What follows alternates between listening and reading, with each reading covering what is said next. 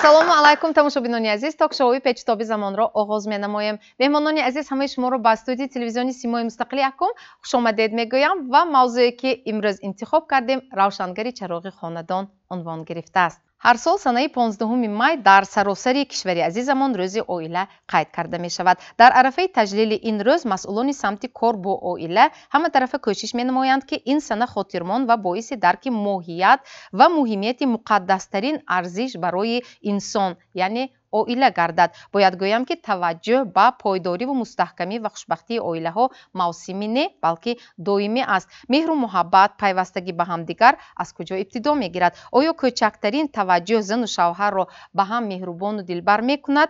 хуб, як пурсиши сарироҳӣ дорем. марҳамат, таваҷҷӯҳ кунед. аввал андешаи шаҳрвандонро вобаста ба ҳамин хуб масъала мепурсем, сипас ба суҳбати студия шурӯъ менамоем. марҳамат. метавонед ба ҳамсаратон гӯед ки дӯст медоред, изҳори муҳаббат кунед? бисёр дӯст медорам ҳамсараи ман. 40 сол изофа мо зиндагонӣ мекунем. ҳозир шаҳри расиямда. невараям нимаш ҳамунҷа, нимаш инҷанда. худоро шукр, тинҷи амонӣ. аввалаш ҳамин тинҷи амониш ҳама мова. давоми рӯз ё давоми ҳафта чанд бор телефонка гап мезанед? Чиқар? ҳар шаб телефон. мо бедарdigон наметавонем. метавонед ҳозир телефон кунед, гап занед ҳамсаратонро? мегиранд телефонаш? хона ҳозир бивай зинда телефон кунем. бувад кани?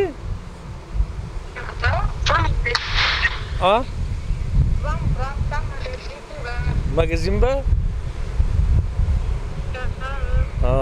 магазин рафтам. гӯ ман модаратон бисёр дӯст медорам. метавонед ба ҳамсаратон изҳори муҳаббат кунед? дӯст медоред ҳамсаратон? чанд сол зиндагӣ кардед? 25 сол. хуб, аними камери телевизион мегӯед ки дӯст медоред? дӯст медорем шуна. ҳамсаратонро дӯст медоред? албатта. барои чӣ не? агар одам дӯст надорад чӣ хел зиндагӣ мешавад? чанд сол зиндагӣ доред? умуман байнатон чӣ хел меҳру муҳаббат аст? ҳозир чанд сол шуд? қариб 30 сол шудааст. якдигар фаҳмиде, як кас феълашон дигинде, як кас мебардорад ҷаҳлашон дигинде. якдигар фаҳмӣ бошад, зиндагӣ мешавад. анами камери телевизионӣ ва изҳори муҳаббат мекунед ба шавҳаратон? рӯйрост гуфта метавонед ки дӯст медоред? номашона гирам банако. алиҷон, ман шуморо дӯст медорам. давоми рӯз телефон кунед, гап мезанед? чандин борҳо. ҳозирам гавздом дост ки будам. чӣ гуфта запис кардеги телефонатон ба махфӣ набошад? дадош. дӯст медоред ҳамсаратонро? чӣ вале? метавонед рӯйрост гӯед ки дӯст медоред? акун инаш ба баъзи чизо шад. баъзи чизое ки вай мешад, махфӣ мешад. телефон кардед, гап мезанед давоми рӯз? не, мо телефон не. барои чӣ не? мо инхел телефон наметавонем нарахонем. чӣ гуфта запис кардеги телефонатон ба махфӣ набошад? телефон надорад оилаи ман. ассалому алайкум. якта савол тиям. як дақиқа. яку сиёмка монақсми. якта савол тиям майлашми, як дақиқа. телефони интернетро истифода намебарем, аз раён ҳамсаро истифода намебаранд. озгар телефони интернетдор ҳа телефон кара олпурсӣ мекунем.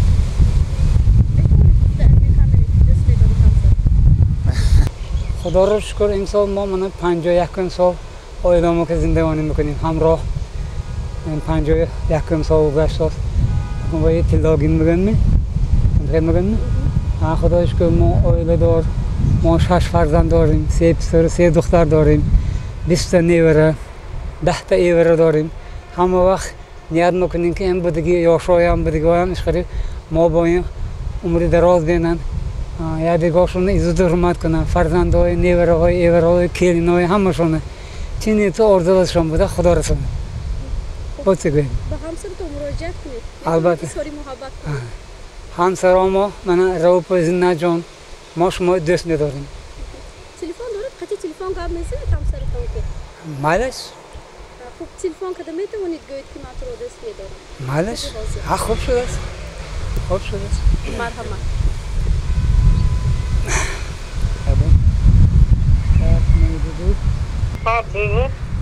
Assalomu alaykum.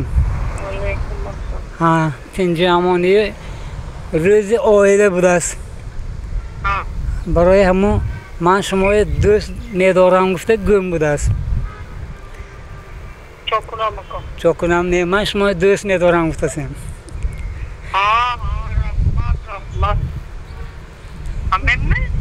همین بنازی بینیم رحمت. اون اسم یک سوالی یک دقیقه. بله دوست می‌دارم. چند سال زندگی می‌کنی؟ چقدر مهر محبت است بینتون؟ اون 3 سال می‌شود. مهر بسیار خوب است. مناسبتم خوب است. صاحب یک فرزند هستیم. دوام روز مثلا در کار هستید. تلفن که حال پرسی می‌کنید؟ بله. چند مرتبه؟ 2-3 مرتبه زنگ می‌زنم. احوال پرسی می‌کنم. از کودک هم خبر میشم. مخفی نباشه چی گفته ظرف دیگه تلفنتون نمی‌کنم. نام همسرم نشد. انا می کامری تلویزیونی گفته میتونید که دوست میدونید؟ بله دوست میدونم. مدینه ما دوست میدونم.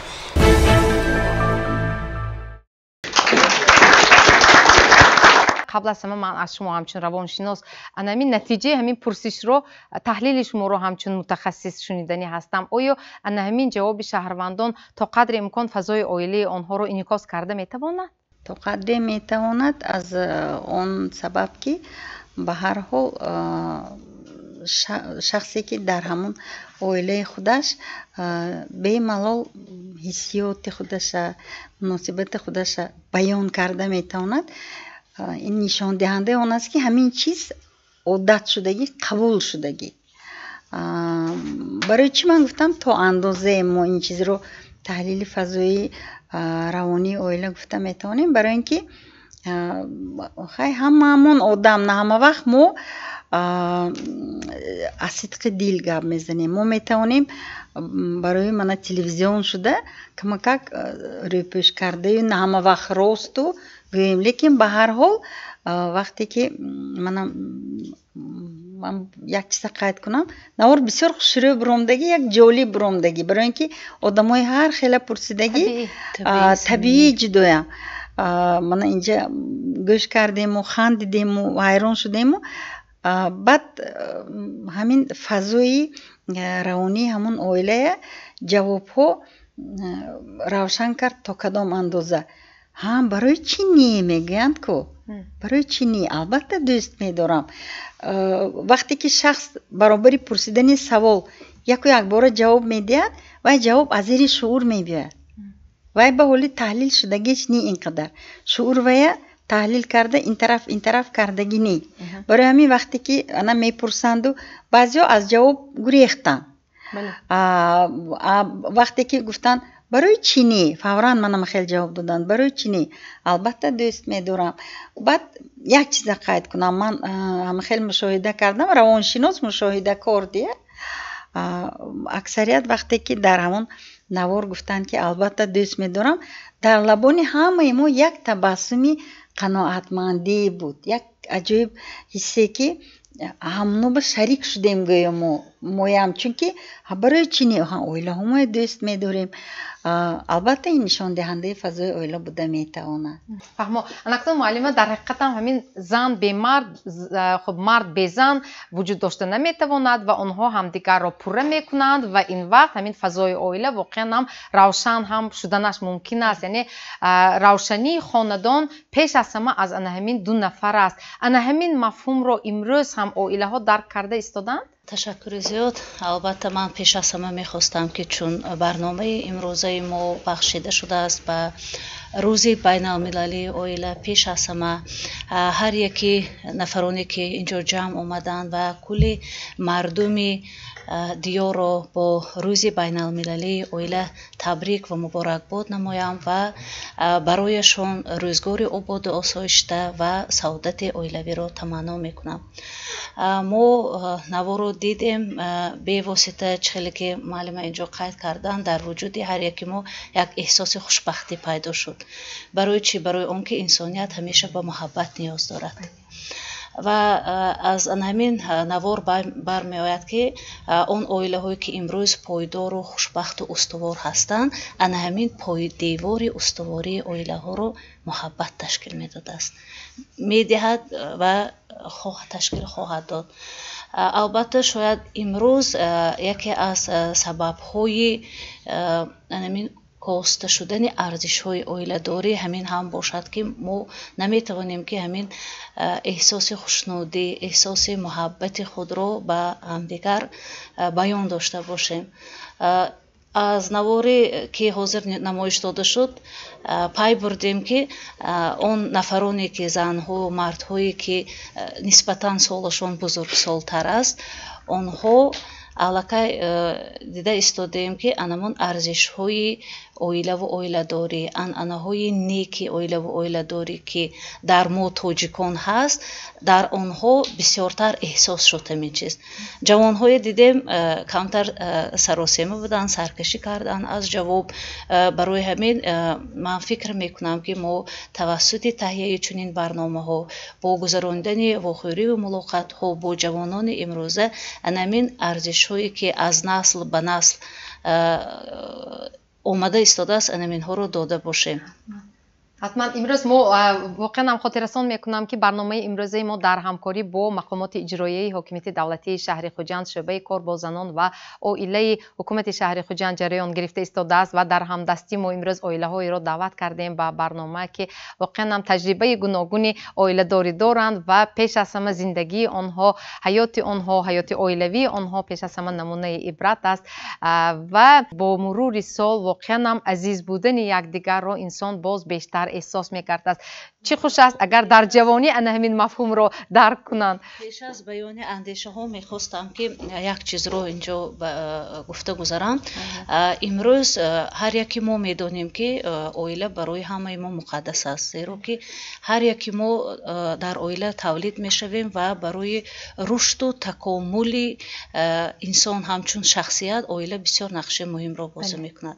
ва имрӯз бунёди башарият аз се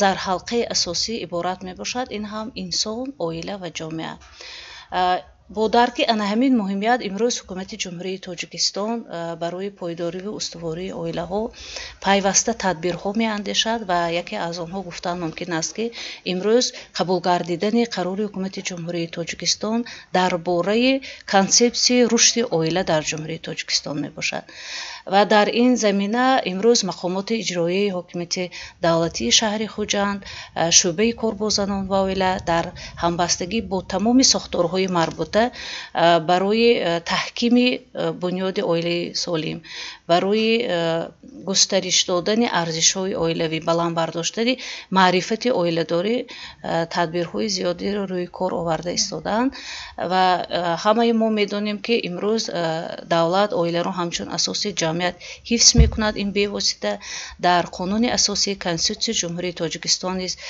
гуфта шудааст ва имрӯз пешвои муаззами миллат дар паёми навбати худ ба маҷлиси олии кишвар бобати оид ба масъалаи анамин маърифати оиладорӣ боло бурдани масъулияти падару модар дар таълиму тарбияи фарзанд омода намудани ҷавонон фарзандон ба ҳаёти оиладорӣ ва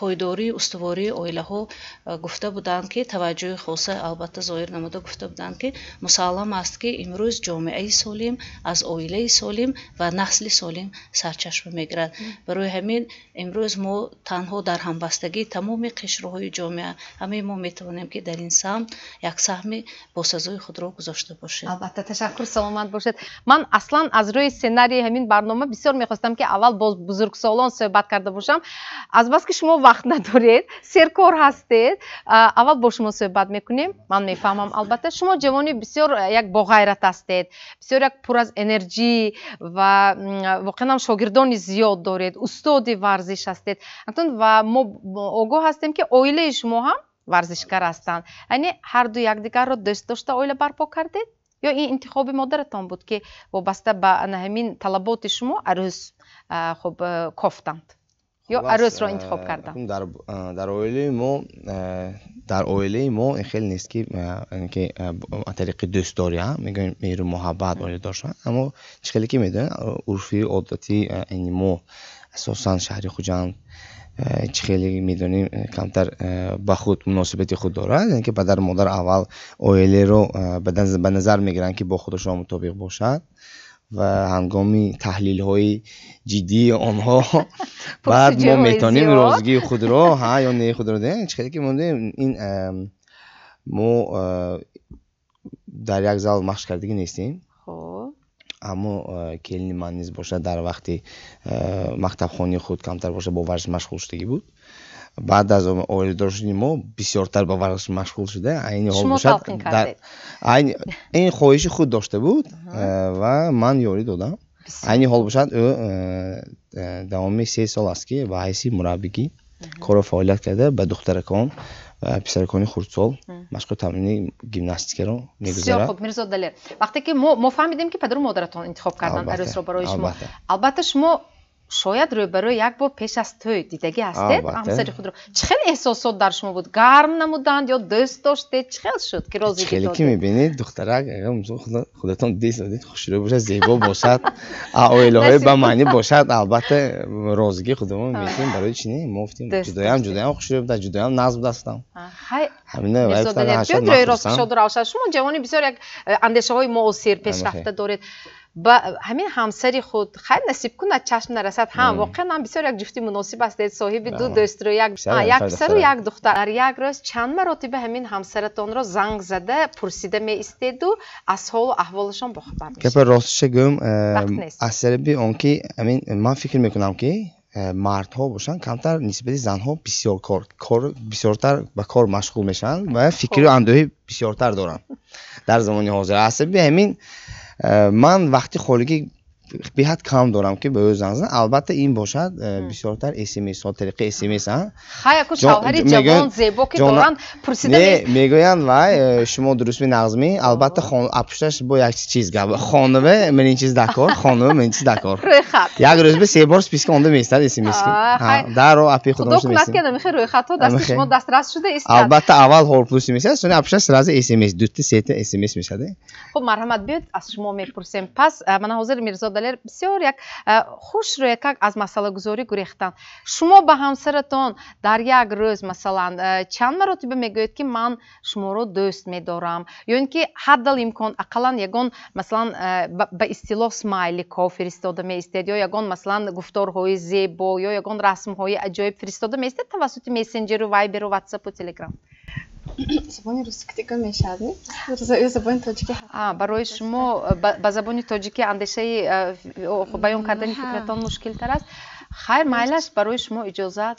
Сейчас, как мой муж заметил, то, что чаще бывают смски со списками, вот как вы говорите, смайлики, интересно бывает после этих списков, чтобы потом была какая-то радость и желание принести домой.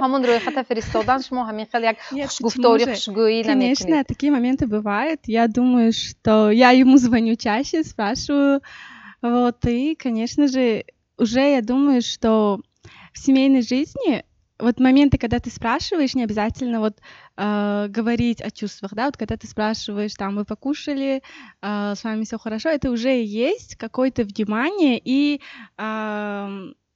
здесь речь идет уже о чувствах, то есть тебе не все равно, что происходит с этим человеком. Вы с полуслов понимаете друг друга? Ну, стараемся, с годами это происходит с полуслов, да. Вы считаете себя, вашу семью самостоятельной? Ну, что здесь стоит понимать под самостоятельностью, тоже идет вопрос, но я думаю, что принимать решения какие-то относительно нашей семьи, наших детей, конечно, мы обязательно советуемся со старшими, с родителями, потому что у них есть опыт воспитания детей в семье, да, вот как в взаимоотношениях с семьей, поэтому в любом случае мы стараемся советоваться с родителями и как-то обобщать все мнения и приходить к какому-то компромиссному решению в любом вопросе. هر یک مسئولیتی که پدر و مادر میتید این من فکر میکنم از 195% درست است. آفرین، خوشبخت شوید. سلامت باشید. بینندگان عزیز بخش رکلام فرا رسید و دیگر شبکه پیوست نشوید با ما بمانید. شما توکشوی پیچتابی زمان را تماشا کرده ایستادید و موضوع امروزه ما روشنگری چراغ خاندان عنوان گرفته است. خب برنامه پیچتابی زمان را ادامه میدهیم. این برنامه ادانه است و من یک نکته رو اینجا گفتن میخواستم. عادتا در عائله ها همسران یکدیگر را خب پیشتر، مثلا در عائله ما پدرم و مادرم یکدیگر رو محبت گویا مراجعت میکردند، یعنی نام فرزند کلانی را میگرفتند. بعدا مشاهده ها نشان داد که همسران نام یکدیگر را میگرفتگی شدند. بعدا باز ما دیدیم که یکدیگر را مثلا السلام، جانم، داداش، واش یا مادری بچه ها یا اینکه نمیدونم باز غیر و هکذا هر خیل نام میگرفتگی میشدند و حتی در تلفنشان همین خیل نام را ثبت کردند. انکنون وقتی که یک سرود بسیار خوب روی کار آمد و اون سرود رو همه عائله ها برای خودش به طور خودش قبول کرده گرفت، ما مشاهده کردیم که بعضی از عائله ها همسران یکدیگر رو سلطان قلبم گویان مراجعت میکردگی شدند. و امروز ما اینجا به این برنامه یک نفر هنرمند اصیل گوییم هم خطا نمیکنیم. اون نفری که واقعا هم هنرشان والا است، واقعا هم مشهور هستند و عین زمان امروز نابسته از مسئولیتی که به دوش دارند. اون کس دیرکتور مؤسسه دولتی قصر کاخ سغدیان هستند. نابسته از این مسئولیت همین راه ایجادی را ادامه داده ایستادند. حسن کمال استقبال گیرید. مرحبا به برنامه ما. خوش آمدید به برنامه ادانه پیچتابی زمان که این برنامه مخصوصا به روز عائله بخشیده شد. اکنون مرحمت خوش آمدید و من باوری دارم که شما هم گفتنی های خود را دارید قبل از آن که همون سرود انتظاری ما را اجرا میکنید. مرحمت. تشکر محمد خان. من بار دیگر شمایان را باری روزی عائله تبریک و تهنیت ها میگویم. البته من هم زیاده از 30 سال با همسر خود زندگی به سر میبرم.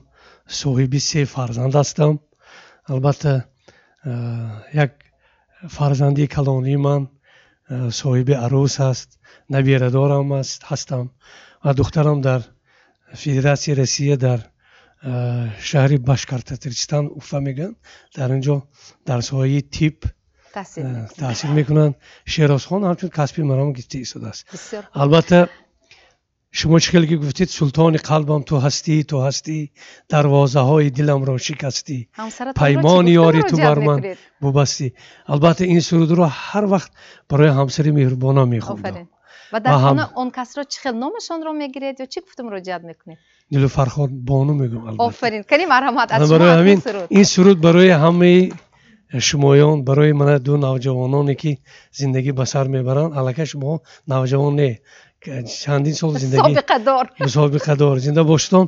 البته یک سرود، این سرود را هم در معرکه ها میخوندیم. البته عروس و داماد هم برآمده رقص میکردن. من برای همسر خودم این سرود را خوانده میدم از بس که در روز عائله قرار داره. مرحمت.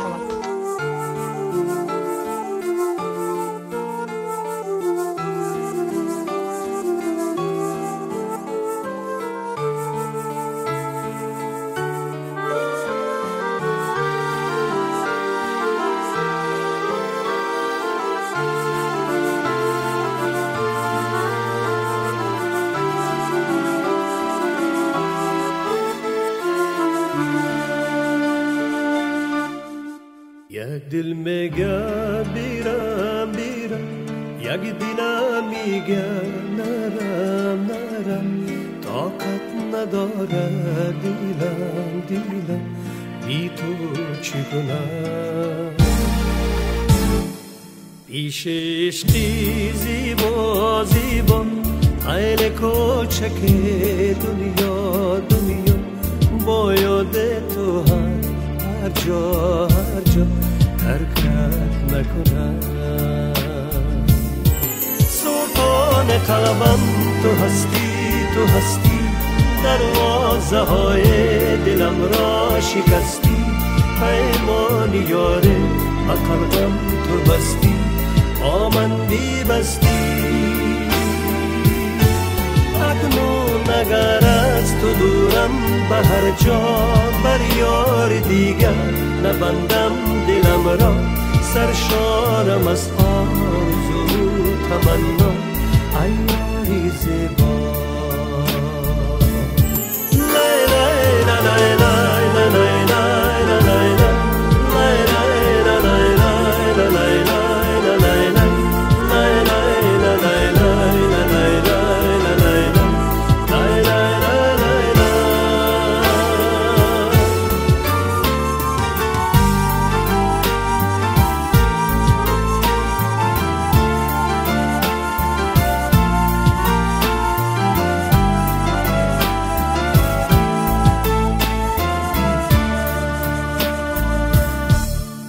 از برگ گل کاغذ سازم نامه شیرین پردازم می نویسم از عشقم بازم بی تو گل من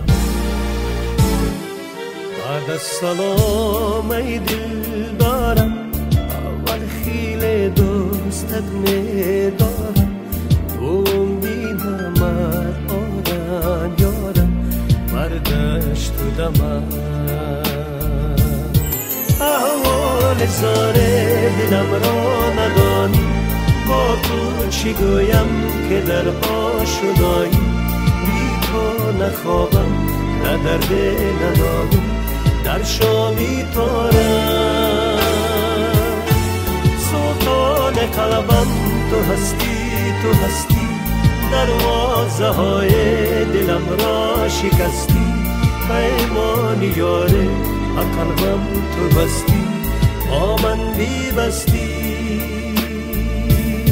لای لای لای لای لای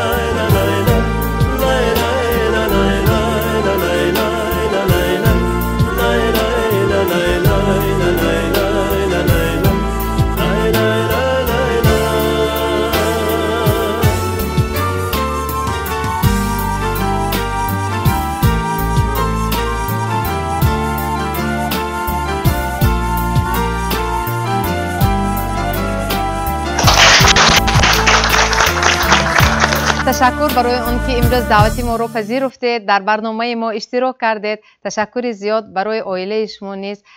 بخت میخواهم خوشبخت باشید، سلامت باشید. تشکر.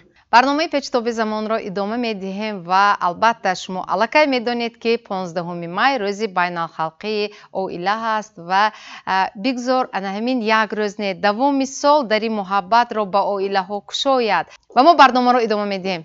استاد عزیز همراه همسری خود شما بار اول نیست که در برنامه ما اشتراک میکنید و این دفعه نیز خوش آمدید. البته بسیار عائله اتفاق اهل و نمونوی دارید نصیب کند و خب 4 سال کم نیم عصر زندگی میکنید. خب نصیب باشد من بعد یک چند سال البته 50 سالگی عائله دار شوی شما را استقبال میگیریم، قید میکنیم. نکنون همین زندگی همزیستی طول همین سالها برای شما چرا آموخت؟ بسیار موضوع عجیب است، زیرا پیش از همه شکرانه میسازم که من چنین همسری مهربان دارم. امروز در حقیقت هم سوال و جواب و هم نمایش هایی که نشان دادیتان ذوق آدم میبیارد. زیرا مهر و محبت که زندگی کردن این بختی نهایت بلند است. کسی که اگر بینتان نگه کلان سالا میگن که خوشبخت شو. همین یاش ها و جوان ها و همه وقت دعا میکنن که بختی بلند بین. از همین لحاظ من میگم که ما نهایت درجه خوشبخت میکنیم خدا ماید، چون که زینه به زینه می آمده است. پدر مادری مهربان ما خدا رحمت کند نهایت درجه برای ما سبق زندگی، سبق بسیار عجایب داده رفتن، نمونه عبرت بودن. آواز بلندشان یگان بار نشنیده بودیم، فقط دعای نیک میکردن، یک دیگه‌شان نهایت احترام که گپ میزدن، با خانه و مادر چیوار گفته گپ میزنن، یا اینکه نامی موکدی گفته ایستاده نامی پدر میگفتن. البته همین درس میشد از انسان به ما هم خدا و شکری بی عدد من 46 سال اگر زندگی سازی باشیم یک دیگره البته مهربانی کردی، نوازش کردی.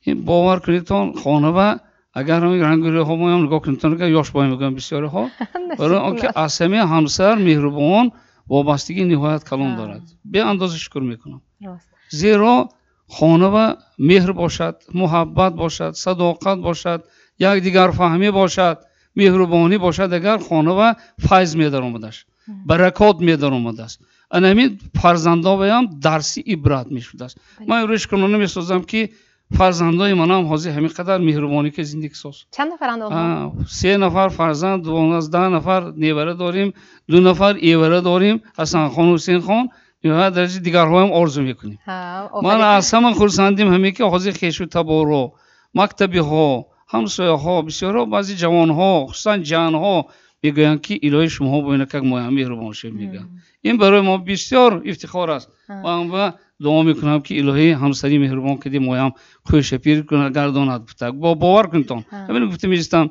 الهی بی درد و بی غم شوید گفته میستم من که معلم که هستم مکتب هم شما گفته خانواده عادت کردیم همسرتون شما میگوید دعا هم کرده میستید دعا هم کرده میستیم همین همسرتون پرسیم معلم من شما همکاسب هستید همسر همکاسب هستید این خوب است یا پهلوی منفی هم دارد من خیلی خوشبخت هستم اگر ما چندین سال زیاده از 20 سال در یک جا کار کردیم و ما خیلی خوشبخت هستیم برای اونکه یکدیگر فهمی در بین ما خیلی خوب برآمده شده است و در طول حیات زندگانی 46 ساله من خیلی خوشبخت هستم و من فخر میکنم که همین خیلی عائله مستحکم داریم و من میخواهم که برای جوانان همیشه در عائلهشان صلح و امانی باشد تنجی باشد خاطر جمعی باشد یکدیگر فهمی باشد و البته مهر و محبتی به پایان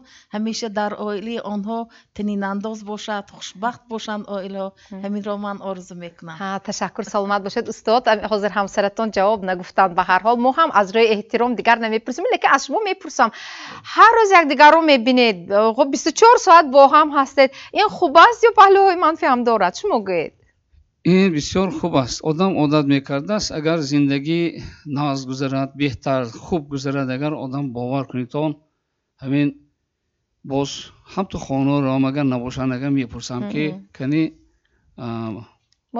مادرت کنی گفته میپرسم از فرزندا دیگرشین حاضر یک کاری دیگر بگرفتن شکرانه میسازم قدر میکنن همین جایی هم تلفن کردم میستیم یک دیگر به من امروز دیده ایستاده منم ذوق بردم خیلی نام های عجایب کردی البته نمیگوییم ذوق کردی ایستاده یک دیگر رو میپرسیم البته میپرسیم یک دیگر کی سلامتی نازم اگر یک کم ترکک بعضی فشار اگر بلند شدم گویا که فشاری خودم بلند میشد باور کنید هم خیلی میشه آدم یک دیگرش به عادت اونس میگرفته است عادت میکرده است این بسیار عادتی ناست بنابر همین من دائما میگم که الهی بی درد شو گفته ایستاده بی غم شوید گفته ایستاده این دعای مادری مهربان ما بود ما هم یک دیگر هم که دعاهای نیک میکنیم الهی سلامت باشن من همیشه با ذوق کردیم برنامه های دیگر همه جوان ها آرزو میکنیم که خوشبخت شوند خوشبخت شوند خانه و همه با قیمت ترین چیز مهربانی یک دیگر فهمی ثانی گذشت کردن من عزیز گفتم که گذشت کردن اصلا بهترین صفت انسانی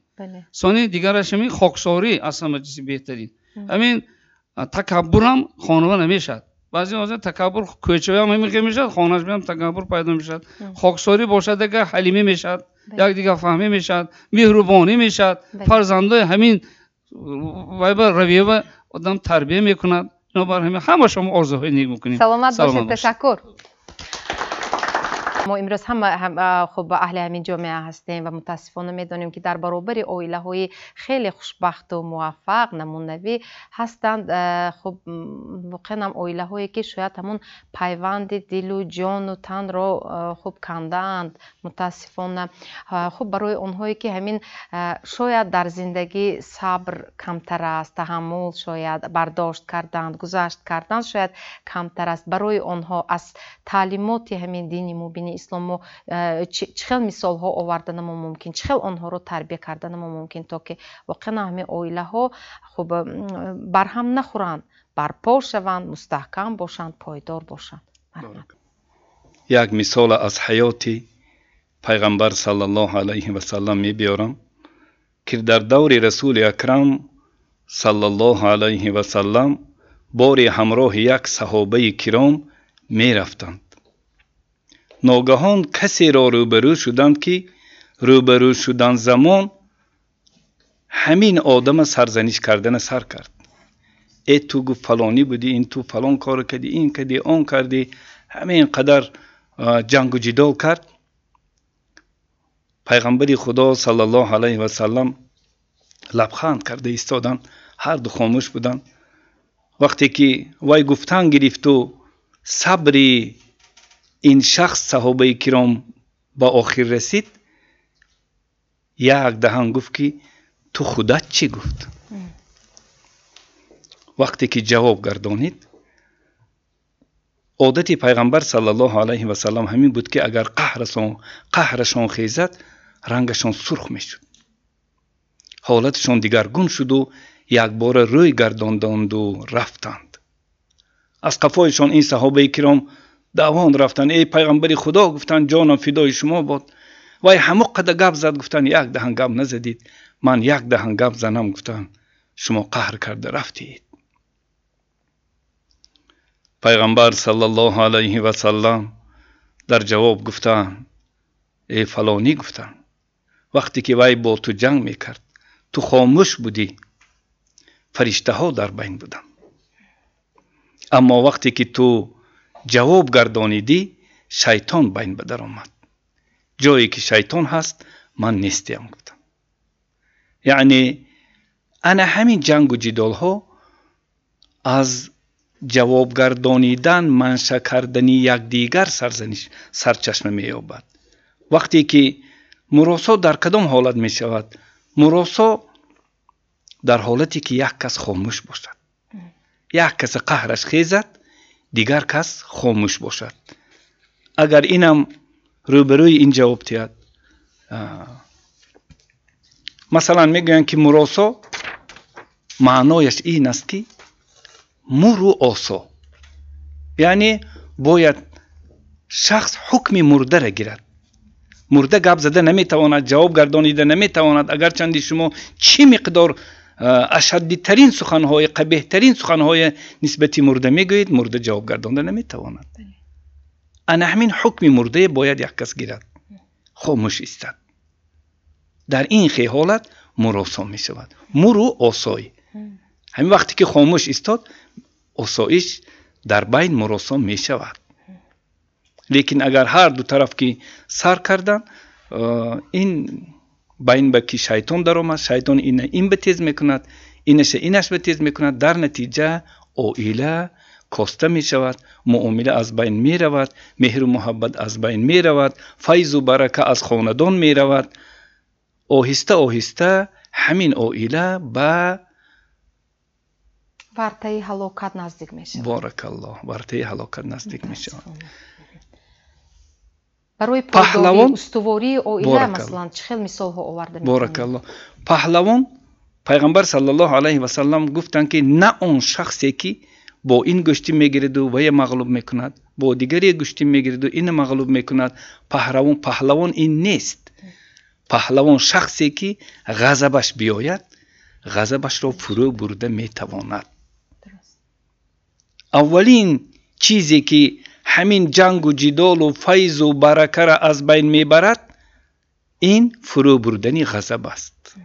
و یکی از حقهای زن نسبت بالای شوهرش این است که زنهای ما از بالای ما 6 حقی دارند. شریعت اسلام از روی عدالت بین زن و شوهر حق گذاری میکند. اگر اولین حقش مرد باید به زنش بروی تازه نظر کند. از در آمدید فعل و فرقات، قاش و قواق، کوچه و گپتان کارتان نپزد، آیله و آمده سیاست، نه حقش پایمال کردید.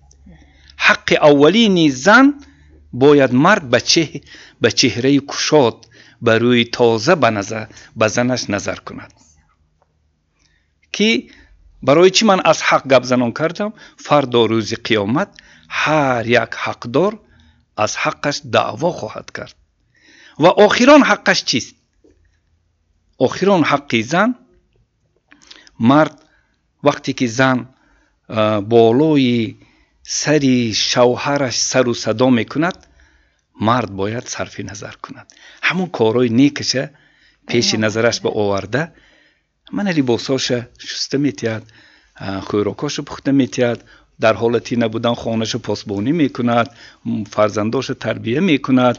مثلا خیلی مهربان‌های زن، خدمت‌های زن گویم اگر بیشمار است که ما و شما لحظه هم به مهر و محبت اونها زندگانی کرده نمیتوانیم. انا مرد باید همون کارهای نیکش پیش نظر آورده صرف نظر کند. همون وقتی که زن سر و صدا میکند، زنم پر میشود، زنم دقت میشود، زندگانی همین گونه هست که انسان هر حالت بلندی پستی دارد. بنابراین در همین حالت ها مرد باید که صبر پیشه گرفته باشد، صرف نظر کند. سلامت باشه تاج دوملو. به هر حال یک چند حق، 6 حق دارد گفتید و تنها 2 حق زن رو گفتید. ما دیگرش رو هم شنیدن میخواستیم اگر کوتاه باشد. مرحمت شرطه به طریق کوتاه شرح میدیم نباشه. دومین حق زن این است که مرد نباید زنی خودش رو کاری بیرون فرماید. اگر زن همراهی شوهرش برآمده کار کنن، زندگی پیش برن خوب است، لیکن مرد خودش خانوشته اکنون زندگی حسابش یا رفته، زندگی حسابش یافته بیا گفته خودش خانوه نشیند. یعنی که خداوند عزوجل الرجال قوامون علی النساء، خداوند مردهای بالای زنها قوام گردانیده است. سردار از برای چی؟ از برای اونی که اونها نفقه که سر و لباس که نفقه که خانه و در که تعمیم میکنن. نفقه بالای مرد به خداوند فرض گردانیده است. دومینش کاری بیرون نفرماید. سومینش زنی خودش را از علم و شریعت و حلال و حرام و مکروه و مفسد و آداب کاری خانه خودش تعلیم و تربیه کرده باشد. زیرا از وی دیده خیلی قریب نیست که از مرد دیده زن به نزدیکتر آدم نیست که وی تعلیم و تربیه دهد.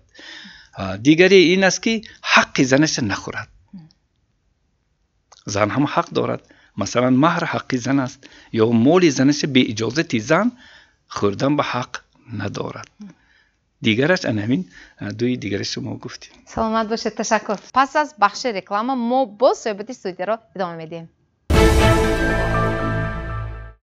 این توک شوی پیچتاب زمان است و موضوع صحبت امروزه ما روشنگری چراغ خاندان عنوان گرفته است و اینک صحبت ما در این استودیو خیلی گرم تصویده ایستاده است، به قبل قرار گرفته ایستاده است و ما برنامه را ادامه میدیم. خب مرحمت صحبت را ادامه میدیم. بیایید با شما صحبت میکنیم. خب از تجربه زندگی خودتان مثال آورده برای ما گویید که کدام وقت عائله ها خب اتفاق میشوند؟ هر یک قراری که نسبت عائله داخل دارد با اشتراک هم زن و اشتراک مرد محاکمه شده، بعد یک کمپرومیس میگویم به موافقه آورده. اگر که همین خیلی شود اگر به خیال من عائله مستحکم میشد. در عائله باید که یکدیگر فهمی باشد. هم زن هم مرد یک نقطه نظری خودش رو دارد، لیکن ممکن که نقطه نظری زن و نقطه نظری مرد موافق نباشد، لیکن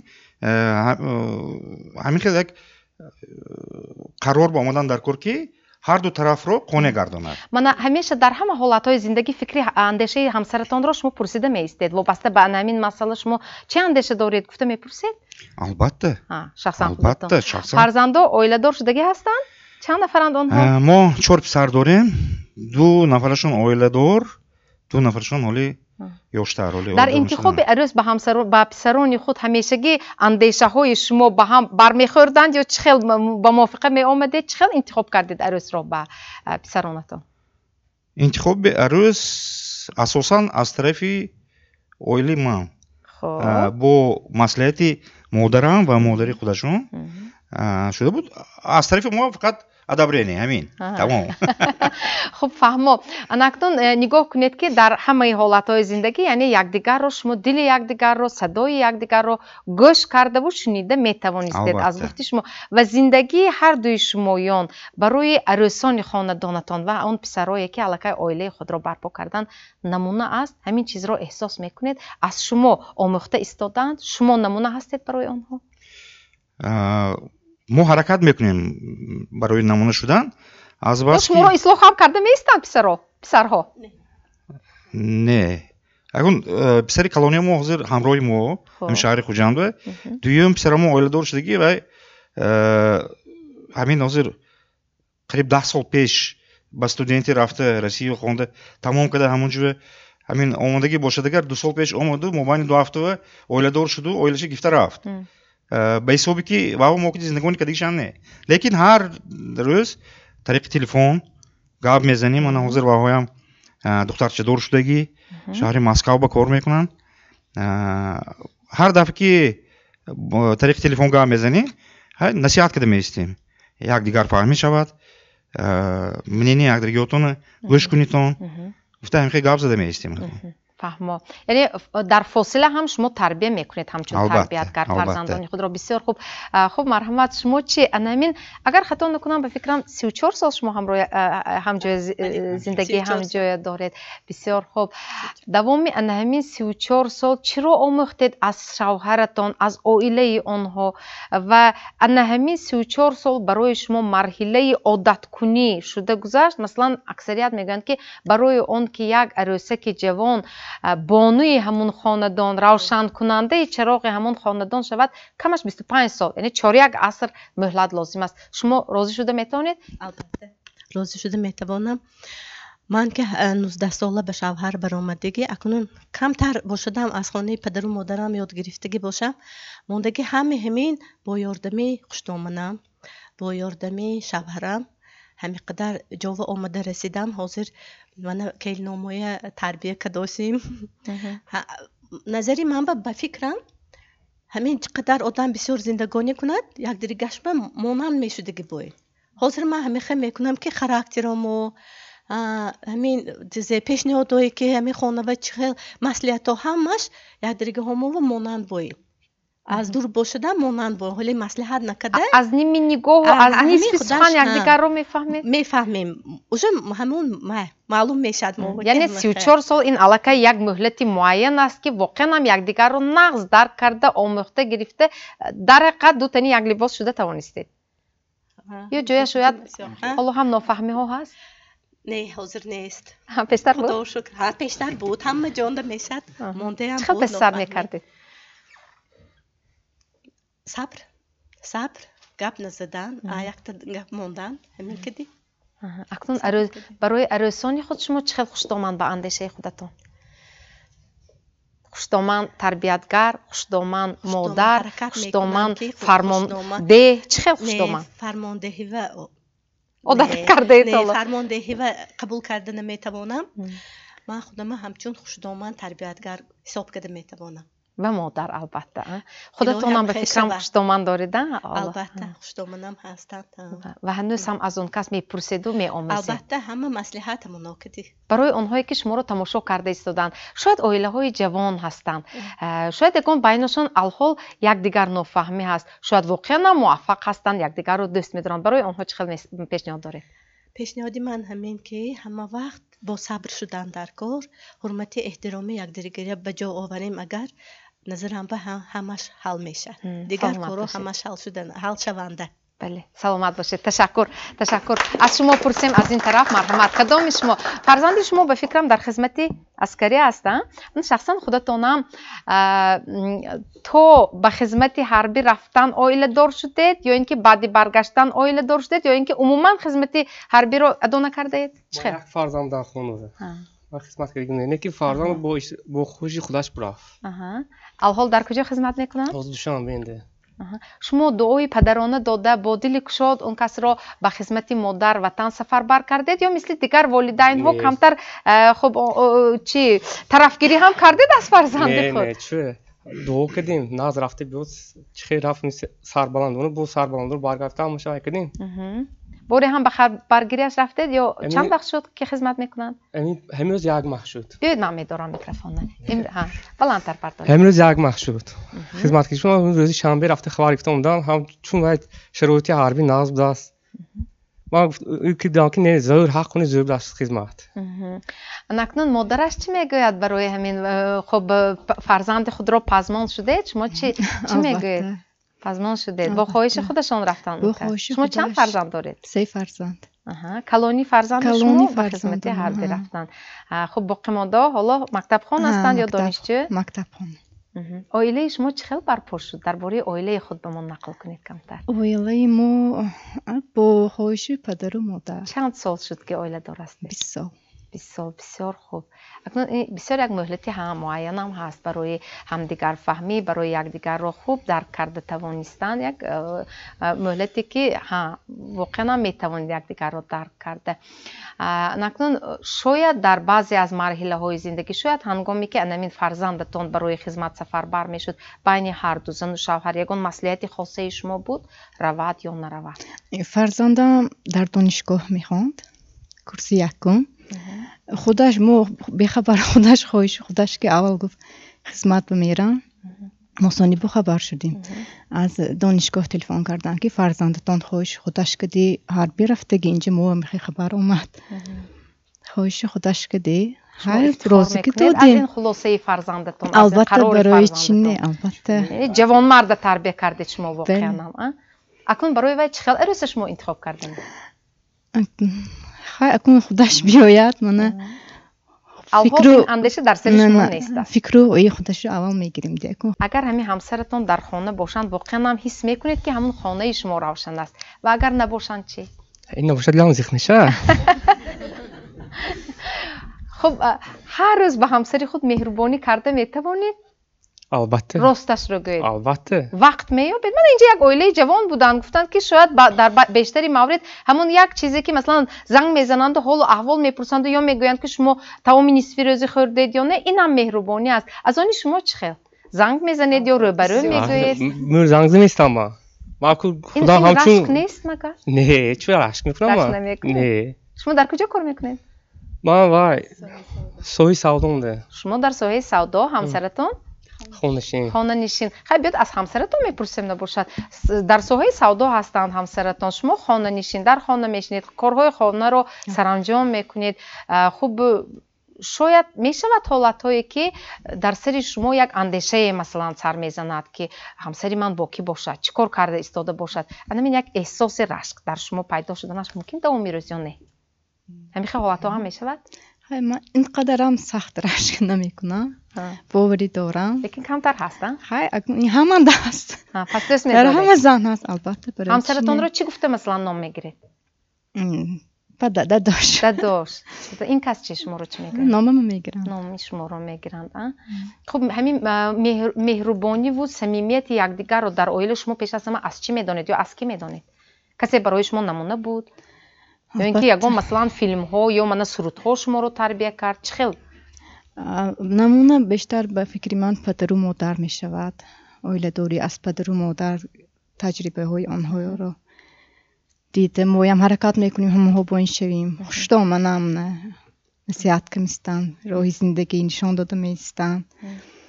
نه بی فرزند و نگاه کده میستن، نگاه بینی فرزند و دوشی همونانده. چون ما امروز میدانیم که در کشور دعوتی بهارانه جوانان به قوه‌های مسلح جمهوری تاجیکستان رفته ایستاده است و امروز مخصوص قید هم میکنن که انمین تربیه جوانان وطن دوست و خویشتن شناس که امروز خدمت مادر وطن را آماده هستند اجرا کنند، از اویله از مادر چنین مادر آغاز میباد. برای همین مادر عزیز من همچون مادر همچون مدیر شعبه کار با زنان و اویله به شما عرض سپاس میکنم برای تربیه چنین یک فرزندی وطن دوست. واقعا هم یک خاصیت برای همین والدین که واقعا هم یک جوان پسری جسور، شجاع، دلیر و حامی وطن را تربیه کرده توانستند. بگذار باشد که با سری بلند فرزند شما خدمت مادر وطن را خوب ادا کرده نزد شما بیاید و در توی خانه‌دار شوی و حتما ما رو هم دعوت کنید، اشتراک میکنیم. خب تشکر برای اشتراکتان در این برنامه. سلامت باشید. اکنون باز یک عائله دیگری جوان مرحمت، این کس همکسب ما هستند، ژورنالیست هستند، فیض‌الله خان عابد. با موضوعات شما توسط همون سامانه‌های اجتماعی بیشتر من شخصا خودم آشنایی پیدا کردم و کمتر توسط یک نفر همکارمون قبلا درباره عائله شما نیز من معلومات هم گرفتم و من میدونم که همسر خود را بسیار احترام میکنید، شما دوست میدارید. چه خیلی شد که شما عائله برپا کردید؟ سپاس به اندازه برای دعوت در این صحبت بسیار هم آموزنده. به همه شما پدران مادران عزیز ما نسل کلانسال سپاس میگویم، چون که این صحبت شما برای ما نسل جوان آموزنده است، علاوه خصوص برای من و همسرم. و من قصه آیله‌دار شدن ما همین است که وقتی که من در کورس سیوم تحصیل میکردم دانشگاه ملی تاجیکستان، پدر و مادرم گفتند که از بس که سن و سال آنها کلانسالن، سالمند شده بودند تا اندازه، بسیار میخواستند که من فرزند کنجگیشان را بر وقت‌تر آیله‌دار کنند و دولت پیری رانند در احاطه ما فرزندان. بعد اول آنها پیشنهاد کردند و بعد ما از نزدیک دیدار داشتیم، ملاقات داشتیم، صحبت نزدیک هم داشتیم. در همونجا باز با هم نزدیکتر شناس شدیم. این کس هم در دوشنبه تحصیل داشتن؟ نه، این کس در چه شناس شدید؟ یک روز با خواهر کلانی من و با تقای این کس ما در یک مهمانخانه وا خوردیم و آنها خیلی لحظه را فراهم آوردند که ما تنها باشیم در یک حجره و همونجا ما صحبت کردیم از تحصیلمان، از آینده، مثلا چه خیلی ما نگاهمان به زندگی چه خیلی است. این کسان دانشجو بودن؟ بله، این در کالج طبی تحصیل میکرد. هر دو ما برابریم، در یک سال تحصیل میکردیم. انا بعد وقتی که پدر و مادرانمان قرار ما را فهمیدن، بعد معلوم شد که توی ما کی می شود و همین گونه سر شد زندگی یک جای ما. پس مهر و محبت خود از خود بین شما باز همین یک علنگه و آتش زد و یک همون دستبندی که برای همسرتان به فکرم تحفه کردید، همون پیدا شدن و تحفه گردیدن همون دستبند رو به ما نقل کنید. این قصهش همین خیلی بود که بسیار وقت همسرم به من زنگ میزد، ما در درس بودیم، امکانیت نمیشد که جواب دیم. بعضا وقت قهر میکرد که چطور شما کم من به زنگ میزنید. خیلی من بعد درس با زنگ میزدیم، صحبت میکردیم. بعد همین وقتی که فرصتی خانه رفتن شد، من هر یک 2 ماه از دوشنبه به خوجند آمده میرفتم و همون وقتی آمدن خیلی که در شهر دوشنبه باقی کلی جوانان هست که اونجا بسیار همین خیلی آرایشات و همین چیزایی که ارزان هستن لیکن یک ارزشی چه گویم ارزش دارن. از همون چیز من دیدم که یک زنی سالمنده همین خیلی در روی دسترخوان هم یک دستبند و بعد همین حرفایی که از آهنچه های معده ساخته شدند همین خیلی میفروختند و از همون دیدم که جوان ها هر خیلی نامایی که خاص دلشان بود یا که نام خودشان بود انتخاب میکردن حرفا رو و به همون دستپانه میگذراندن و نمیدونن برای سوغاتی میبردن برای یگان نزدیکشان، شخص نزدیکشان. بعد من هم همینه گرفتم و به همسرم تحفه کردم. اکنون ادامه قصه از زبانی شما مرحمت. با گرفتن همین دستبند شما قانع شدید؟ بله، خیلی خرسند شدم. خیلی باید دستبند؟ حالا در خانه نه از دستتون نگیرید. خیلی من میفهمم شما حالا کودکی خردسال دارید. الحال با کی هسته؟ با مادر کلانم. همراه تربیه میکنید؟ مادر کلان کمک میکنند به شما. خب اکنون همین وقتی که با همسر خود شما شناس شدید، او رو چخیل دیدید، چخیل دریافتید؟ تب دلی شما بودن؟ بله. آفرین. و انمین حاضر گفتند که برای چی به من زود زنگ نمیزنید؟ میگوید همسرم این چی است؟ این مهر است، محبت است، توجه است، دلسوزی است، غمخوری است یا رشک است؟ همش یک جایه. پس هر روز شما اظهار محبت میکنید به همسرتان یا وقت ندارید؟ با کودک خود اندرمان هستید؟ بله میکنم، اینا رو برای همسر وقت مییابید. چی میگوید؟ چه خیلی مثلا مهر محبت شما چه خیلی ifade مییابد نسبت همسرتان؟ وقتی که از کار میآیند ما خیلی شما رو پس ما شدیم یا اینکه کی میآید حلای کنند که کی میآید. از همین مناسبت شما مادر کلان خوب نظارت میکنند و چی ذوق میکنند؟ بله خیلی خرسند میشوند، ذوق میکنند، دو کرده میشنن همه وقت. نام دخترچه شما چی؟ پسرچه فراز. فراز بسیار خوب. فراز گفتم مراجعت میکنید به یکدیگر یا نام یکدیگر رو میگیرید؟ شما چی میگویید همسرتون رو؟ حاضر به نام یکدیگر. بسیار خوب. فیضل خان به فکرم شما پورا کردن یا؟ چخیل شما نشان میدید مهر و محبتتان گفتید. هر وقتی که مثلا سحر من کار رفتنی میشم زنگ میزند. هر روز من همین پیخست کردگی هر راسته رفتید می همش نغز می یا که وقتی ابد شاید ابد کردید می یا فقط سری کامپیوتر بشتگی می گفته پرسیده میستاد. به دلتون نمیزند؟ مثلا من میدونم که بعضی از جوانان اگر همسرشون انا میخواد مناسبت کنن اگر یک دوغ و درنگ میکنن چرا تو اینقدر به من زنگ میزنی نزد جوراهایم مرا شرمنده میکنی میگن حالت ها نه برعکس من خرسند میشم که من فکر کرداست یا که اهمیت میدید که مثلا همین روزی من چه خیلی گذشت یا که در فکرش من بدگیم خرسند میشم. یعنی نسبت شما بی‌پروا نیستند. پیش از همه در سر اون کس شما هستید، در دل اون کس شما هستید. اکنون من بسیار میخواستم که شما همچون یک عائله جوان چند سال سابقه دارید الکی؟ 3 سال؟ قریب 2 سال. 2 سال، قریب 2 سال. اکنون برای اون جوانانی که شما رو تماشا کرده ایستادن، انا میخواد شاید 1 سال، 2 سال نگاه کنید شاید یگان ماه حالا یکدیگر رو درست نمیدونن، نمیشناسن. شاید اگر مبادا اینکه بین آنها یگان نافهمی باشد شما چه خیلی توصیه داده میتونید همچون یک عائله جوان رو فکر میکنم که وفادار و اتفاق آن توصیه‌ای که حاضر نسل کلانسال ما گفتن صبور بودن، قناعت پیشه بودن، خاکسار بودن این البته همه پدر و مادر به فرزندش میگوید که همین خیلی خصلت ها رو داشته باش گفته و آنچه که من از تجربه خودم میگویم همین وقتی که البته حالتهایی میشد که مثلا در بالای قهر یگان چی اندیشه نکرده گفته میمونیم یا که میرنجیم از یکدیگر. همین حالت ها به همه وقت باید اول یکم مرد باید قدم اول رو گذارد تا که همون حالت برطرف شود. مثلا وقتی که کمتر فاصله شد یا که به اصطلاح گوییم اگر قهری کردیم یکم اول باید مرد قدم گذارد و به همین طرح هم هست در عائله شما میشود بسیار وقت میشد مثلا یگان چی این گفته میموند من یادم میبرد اگر قهر کردم اگر من اول حرکت میکنم که همون وضعیت برطرف کنم.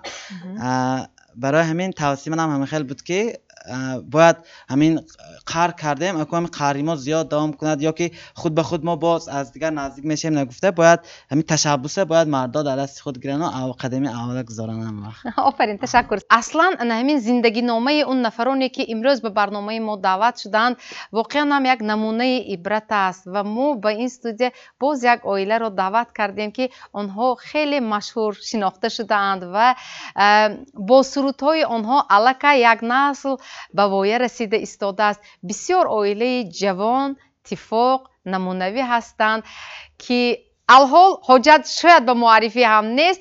نادره بگیم و الدار بگ مرحمت به صحنه ما شما آمدید به این برنامه. شما البته میدونید که ما اول سوال میدهیم اکنون نگاه کنید شما زن و شوهر هر دو در یک ساحه یعنی ساحه صنعت فعالیت میبرید. در بیشتری صورتها دویت میخونید یعنی هر دو یک جای هستید. در خانه هم در شاید توی معرکه ها در صحنه به دل یکدیگر نمیزندید؟ این کسا نمیدونم لیکن من دیلم به زدگیشان نهالی شاید برعکس نزدیکتر میکند شما رو؟ یا منم یکم بار خیلی شدگیم دی. اکنون نگاه کنید ما این کسا نادره بگیم گفته میشناسیم شما رو الدار بگ گفته. همین تلفن خودتون به نامی همین همسرتون چی گفته شما ثبت کردگی؟ تلفن هم به نامی نویا بگیم گفته. آفرین. شما چی نادره بگیم؟ بیک نویستگی. آفرین آفرین. اکنون باز یک سوالی دیگر شاید موردش آید کمتر خسته هم میشوید. این مقرری است حالتی مقرری فیزیولوژی انسان هم هست. پس شاید از یکدیگر کمتر دوری هم میجوید یا باز هم جای همون حالت رو پسی سر میکنید؟ باور کنید همین سال 15 سال میشود که ما عائله‌دار هستیم. این مدتی زیاد نیست لیکن کوتاه هم نیست. حاضر دور زمان و فکری من و علل خصوص عائله صنعتکار و بسیار مشکل است عائله داری. برای همین وقتی که مانده شویم هم یک جای استراحت میکنیم. همین خیلی عادت کردیم. وقتش به پدر و مادرم همین خیلی بودن همه هوس میکردن 5 دختر رو به وایه رسانیدن خانه به در کردن وقتی که یگانجا می رفتیم همه با چشم هوس نگاه میکردن. من در دلم آرزو داشتم که منم همیخیل اویله برپا کنم، همیشه با همسری خود باشم. گفته خدا بشکر انا همین روز صبح رسیدیم. آفرین، بسیار خوب. الداربک مادرتان همیشه شما رو دستگیر کرده میایستن، اویله شما رو، برای اینکه شما اویله بسیار یک فعال هستید، سرکار هستید، سر تشویش و سر تردد هم هستید. فرزندو چی؟ تربیت اونها چی؟ فرزندای یکم من حاضر خدا و شکر دو تا فرزند ما هستن. یکمش پسرچه اصلی دین، دویمش دخترچه. های وقت ما شود البته تربیت فرزندها کتی مشغول میشیم. البته به تربیت فرزندهای باید و حتما اینجا دستگیری خوشتامن هم هست. توسط یک چند نوار هم ما اسایات و رزقاری شما خوب آشنا گردیده بودیم. این بسیار خوب است. اکنون الداربک یک اظهار محبت کنید به نادره بگیم. شما وای برنامه من میخیل کردگی بودید. باری دیگر ما شما رو سنجیدگی کنیم به همین با قطعیت گفته میتوانید یا اینکه علاقه تغییر یافته است اندیشه ها کمتر، علاقه استاژ اویله داری یعنی سابقه اویله داری زیاد شده و محبت ها هم پستر شده ایستادند؟ کنی مرحمت. نادره بگیم میدونید من چند سال است یک جای زندگی میکنیم، هر دو هم صنعتکار هستیم، یک دیگر فهمی هست. همه خیلی روزا میشد که آدم همه وقت خورسندم نمیشد، یک نسرینه ناز نمیشد. زندگی پستی و بلندی های خود را دارد. برای همه نگاه نکرده من اینو دوست میدارم. حرکت میکنیم که با 15 سال نه به زندگی شما چشم نرسد. باشد که باز همین 50 سالگی و 60 سالگی و 70 سالگی اویله داشتگی شما رو نیست.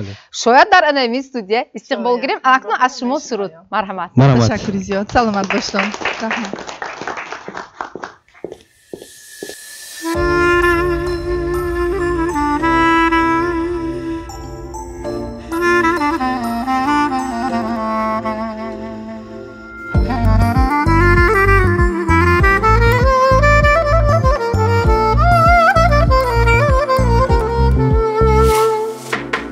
حالی خوشی دارم همیشه در برد، نامی مرا بنویس بر روی دفترت.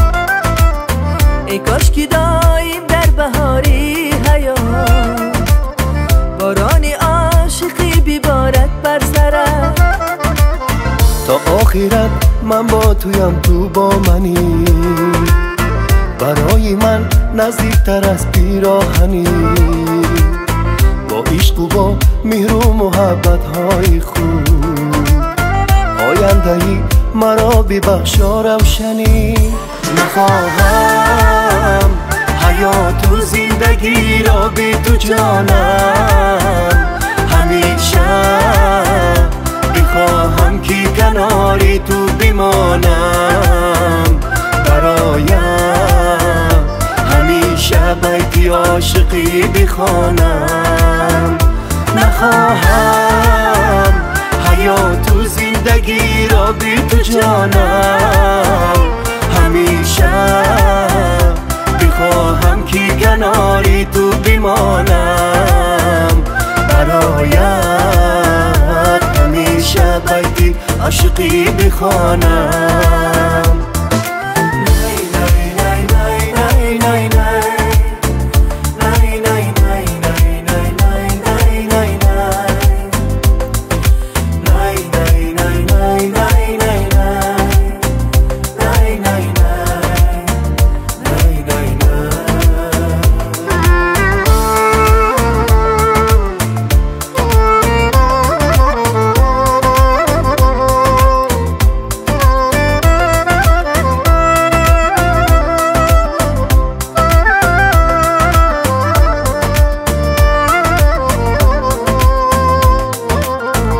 تو هستی درد و غم هایم زی من دور می شود. آفتابی زندگیم با تو پر نور می شود. در بهاری عاشقی ها هر کی باشد در برد، حرف عشقت را شنیده از تو مخمور می شود. دست بر دستت نهاده می روم من کو به کو، قصه دل را بخوانم من برایت مو به مو. هر کجایی با تو باشم وقت یارم می شود شکر قسمت که مرا با تو نموده رو برو با سرود و با ترانه با نوایی عاشقانه به دروغ و به بهانه دوستت دارم در برات آرامشم هست خنده و آسایشم هست از تو تنها خواهشم هست بیمار نخواهم حیات و زندگی را بی تو جانم همیشه بخواهم که کناری تو بمانم برایم همیشه بیتی عاشقی بخوانم نخواهم حیات و زندگی را بی تو جانم همیشه بخواهم که کناری تو بمانم برایت همیشه بیتی عاشقی بخوانم.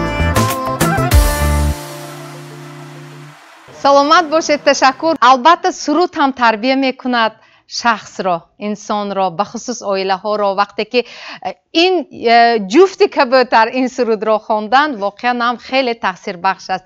ташаккур. саломат бошед. хуш омадед. алҳол қабл аз оғози суҳбат дар ин студия мо ба як ҷуфте ки воқеан ман мефаҳмам ки зиндагӣ бозам боз як қонуниятҳои худро дорад, бо як ҷараёни худ идома ёфта истодааст ва шумони шахсӣ бисёр як пурмаҳсули серкор ҳам ҳастед. давоми барнома мо эҳсос кардем ки воқеан ҳам шуморо интизоранд. барои иштирокатон ташаккур. хуш омадед бори дигар. саломат бошед. барномаи печтоби замон идома дорад ва марҳамат фурсати суҳбат бо шумо фаро расид. ман пеш аз ҳама ба шумо ташаккур мегӯям. сипос ки шумо дар тозаву тамиз нигоҳ доштани ҳамин шаҳрамон саҳми беандоза бузург доред. дастони сабзу тозакоратон дардро асло набинад, саратон дардро набинад, зиндагониятон ҳамроҳи ҳамсаратон дар иҳотаи фарзандону набераҳо ширину гуворо гузарад ва худованд ба давлати бузурги пирӣ расонад. анакнун ба ман мегуфтед ки мо медонем ки бо ҳамсари худатон ҳамроҳ шумо як фурсате буд ки кор ҳам мекардед дар як муассиса. дуруст? анакнун имрӯз вақте ки шавҳар дар нафақа ҳастанду шумо алҳол кор мекунед, дар хона ҳам майдончаи назди ҳавлигӣ доред? доред? ҳамроҳ кор мекунед дар майдонча? ҳамроҳ кор мекунед, чунки забони заминро ҳарду хуб медонед. ба фикрам анакнун ҳангоми ҳамин дар ҳамин замин тозаву кабудизоркунии ҳамин замин шумо ҳамроҳ суҳбат мекунед? албатта мекунем. чиҳо мегӯед аз зиндагӣ, аз ҳаёт ё аз рӯзғори ҳарду чиҳо мегӯед? ё ба якдигар меҳрубонӣ мекунед? як фурсатро ғанимат дониста вақте ки танҳо мемонед? ба якдигар меҳрубонӣ мекунем. як дифаҳманӣ ҳаст. якдигарро мефаҳмем. вақте ки бисёр ваҳо меояд аз якдигар маслиҳат мепурсем. ман дар тозагӣ шаҳр кор мекунам, рӯйбанда шуда бригадиршта кор мекунам, 29 нафар коргар дорам. бо шавҳарам ҳамроҳ 18 сол кор карда будем. ҳозир ин кас нафақанда. ман алҳол кор карда истодиам. 43 сол ҳамроҳ зиндагонӣ мекунем. вақте ки ҳамин 20 сол 25 сол шуда буд зиндагонӣ мекардем, илҳомам буд. ман кам кам шеър ҳам менависам. илҳомам омда ҳамин ҳар саҳар ман коранда бошам. ин кас ягон бор нагуфтанд ки ту барои ман чой тайёр накардӣ, ё чунки мо саҳар соати 4 хеста корба мерем. кори моя мисол медон то тозӣ ободонӣ шаҳри хуҷанд амо вобаста. шеър нависам шоирона, лек шоир нестам. ман нуҳуфтам ҳар шабона, лек пушаймон нестам. ман нуҳуфтам он шабҳои дароз, аз нуфтанҳои шабҳои дароз ман пушаймон нестам. бо ин гуфтиам ки ман аз шавҳари худ хеле миннат дорам. соҳиби 3 фарзанд ҳастем, 10 набира ҳастем, 2 писару 1 духтар, 1 абира ҳастем. ҳамин вақте ки 3 сол мешавад, духтари мо бо домодам аз олам чашм пӯшиданд. мо якдигарро фаҳмидем, якдигарро изҳори вай мекунем, дилбардорӣ мекунем. 1 духтар доштем, 4 фарзандашмон ҳамроҳ тарбия мекунем. аз худованди ки аллоҳ ҳаматон дуо кунед ки ваҳо калон шаванд, خانه به در کدیم در تویشان همه تون اشتراک کنتون آنها یتیمی کول باز به این نگاه نکرده ما به حیات گرم دلانه نگاه میکنیم. یعنی شما هم غم و اندوه رو به هم دیدید، هم دیدیم، هم شادی خرسند رو با هم دیدیم و البته در زندگی اصلا از کسی دامنگیر هم نیستیم. صبر میکنیم، صبر و طاقت است، یک دیگر فهمی است. همین وقتی که دخترم از عالم گذشت شوهرم کمک باید شدن بیمار شدند اکن دل برداری میکنیم. این کس میگویند که الهو تو باشی، من میگم که الهو شما باشید، یک دیگر میفهمیم. فرزندانم دو پسرم هستن حاضر من ما رو عزت و حرمت میکنند، یک دوشون دوشنبه کار میکنند، کلینانم پیشم به نزد خودم به کار میکنند، همه در یک جا کار یک دیگر میفهمی میکنیم. آفرین. اکنون نگاه کنید شما اون نفرانی که واقعا هم در غم و اندوه هم یکدیگر احترام میکنید، عزت میکنید، مهربانانه دلبرانه زندگی خود را شکرگویان پیش برده ایستادید. اما شاید هستند نفرانی که سری پوری همه چیز دارایی های همین دنیاگی را دارند، لیکن شاید متاسفانه در بعضی حالت ها ناشکری هم میکنند از زندگی خود، از حیات خود شاید قناعتمند نیست. یک سببی ناچیزی بهانه می شود، همان راهی مثلا جدایی رو می جویند. برای آنها چی نصیحت کردن شما؟ من باز میگویم که همین هر سحر از کار تلفن زنگ میزنم، السلام ایاری جانم، من سلامت میکنم. روزهای بگذشته رو افتخارت میکنم، سالها بگذشته و دوست میدارم. خدا تو رو ای خدا ایاری جانم احترامت میکنم. همین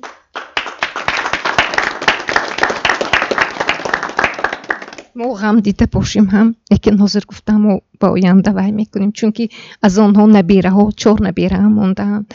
آنها رو تربیه میکنیم، با راهی رو هدایت میکنیم. از هیچ کس ما وای نیستیم، از پدر و مادر این کس وای. من قناعتمند هستم چون که به من چون مادر به ما درسی زندگی رو آموختند. من مادری 96 ساله دارم حاضر.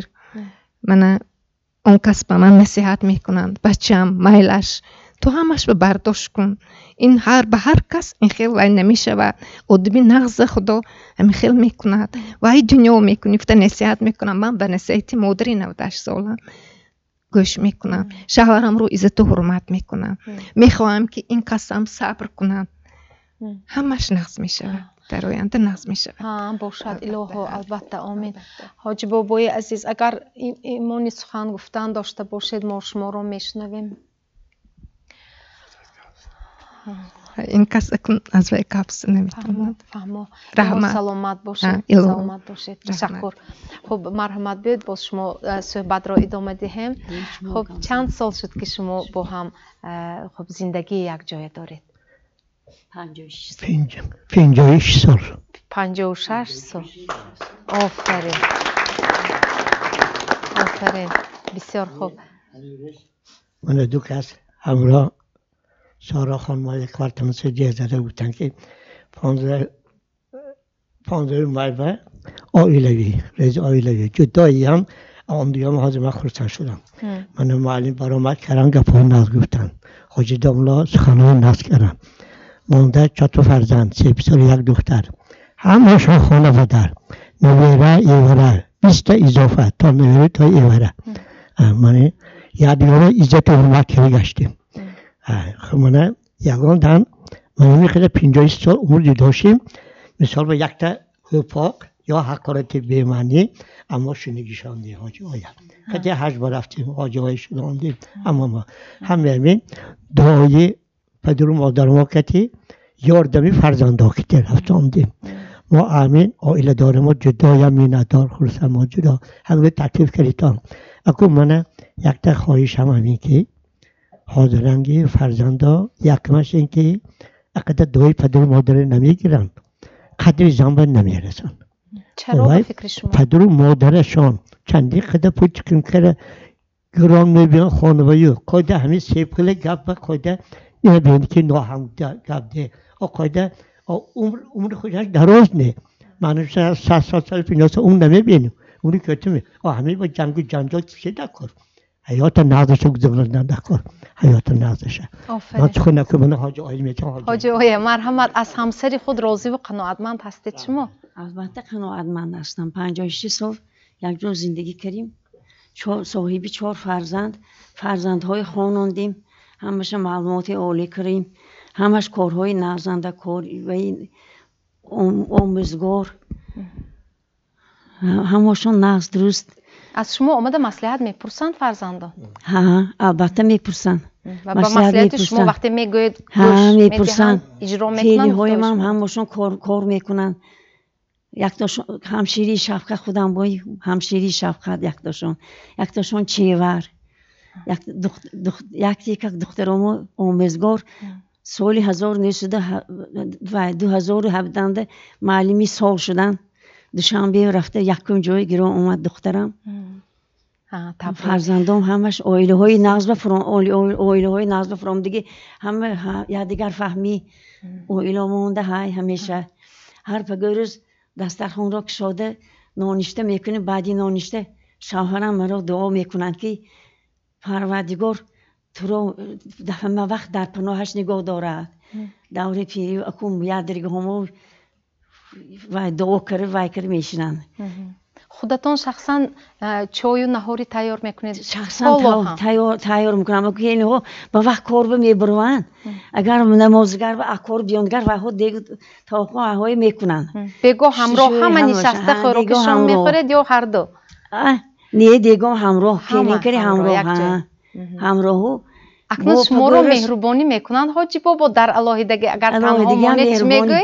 مهربانی میکنن چه هم میگه یکان چیزی رستی آورده میدن نگو شیرین جور یک چغز بده بیم یک اون تو یک اونجا ششلیک پشت خود بیم گفته میگه سلامت باشید تشکر خب یک جفت دیگر یک عائله نوبتی ما مرحمت از شما پرسیم حاصل مهر و محبت شما نیست 3 نفر فرزندان دستره هستند خب من میدانم که شما در ساحه فرهنگ فعالیت دارید و زود به همسر خودتان هم سرود خوانده یا یگان نوای اجرا میکنید شخصا برای خودشان در خانه در عائله خیلی خانه از سکوت شما من پای بردم که به فکرم نه فکر کردید طولی 10 سال میشود که ما زندگی یک جای داریم صاحبی 3 فرزند خیلی خانه می نوازیم مشق میکنیم خیلی میشنوم گوش میکنم خوانندگان همسرم همسرتون بیشتر کدام سرود رو یا نوا رو دوست میدارن شما میدونید ذوق این کس را آموخته گرفته دوام 10 سال این کس که معلمی انگلیسی هستند بسیارتر